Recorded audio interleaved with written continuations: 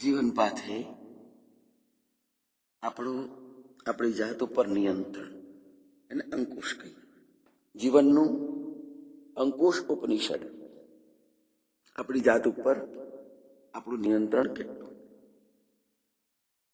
અંકુશ એટલે ઘણી સારી બાબત છે, માત્ર સારું જ નહીં પણ અનિવાર્ય બાબત છે. સાદો એક દાખલો લઈએ.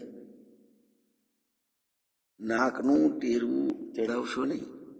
સાંભળજો, બાળક નાનું હોય ત્યારે ગમે ત્યારે છીછી પીપી કરે, ઝાડો પેશાબ કરે. કુદરતી હાજત પર એનો અંકુશ નથી હોતો, અંકુશની કોશિશ પણ નથી કરતો. પછી એને આ બાબતે શીખવાડવામાં આવતું હોય છે અને શીખી પણ જાય છે. આખી જિંદગી સારું એવું નિયંત્રણ જાળવ્યા બાદ એકદમ મોટી ઉંમરમાં સ્નાયુઓ શિથિલ થઈ જાય ત્યારે અમુક બાબતમાં આપણું નિયંત્રણ સંયમ ન રહી શકે અને ઝાડા પેશાબ જેવું કંઈ થઈ પણ જાય. મોટી ઉંમરે કંટ્રોલ સારો પોતાની જાતની હાજતો ઉપર હોવો જોઈએ. હાસ્ય રુદન પર કામ, ક્રોધ, ઈર્ષા, વાસના વગેરે વૃત્તિઓ ઉપર પણ માણસનો અંકુશ હોય તો વધુ સારું. એનું વ્યક્તિત્વ, એની સજ્જનતા. વૃત્તિઓના મામલે માણસ સાવ નિરંકુશ બની બેસે તો છેવટે મામલો બહુ વકરે તો માણસ ગુનેગાર બને, જેલમાં જવું પડે અને ઘણી બધી આફત આવી પડે. માણસ પોતાની જાતને કંટ્રોલમાં ન રાખી શકે તો એને કંટ્રોલમાં રાખવા માટે સરકારી કાયદાઓ તરફ જવું પડે.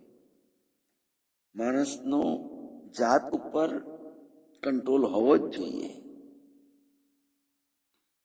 માણસ પોતાનું નિયંત્રણ રાખે એ એકદમ સ્પષ્ટ વાત છે, પણ એમાં એક મોટી મૂંઝવણ છે કે કોના ઉપર કંટ્રોલ હોવો જોઈએ. ઘણા કિસ્સામાં વધુ ગણિત પણ હોય છે.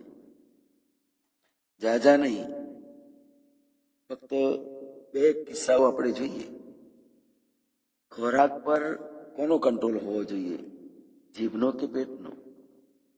જવાબ સ્પષ્ટ છે કે પેટનો, પણ અસલમાં કંટ્રોલ હોય છે જીભનો. ખાવાનું તો ખૂબ ભાવે, પણ પચવવાનું કામ પેટે કરવાનું છે. પેટ કહેતું જ હોય કે બસ હવે નથી ખાવું, પણ જીભ કહેશે કે હજુ થોડું ખાઈ લઉં. પછી પેટ મુશ્કેલીમાં મુકાય, પેટ બગડે.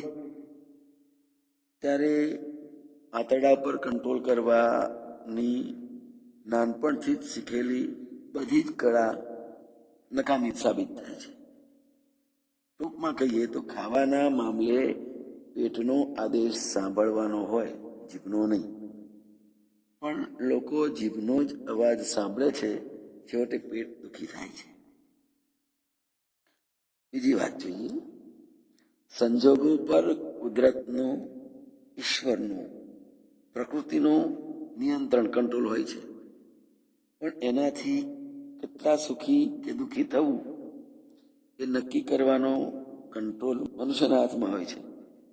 આ ગણિત પણ માણસો માટે મોટે ભાગે ઊંધું ગણતા હોય છે અને એને કારણે એ દુઃખી થતા હોય છે. જય મહારાજ.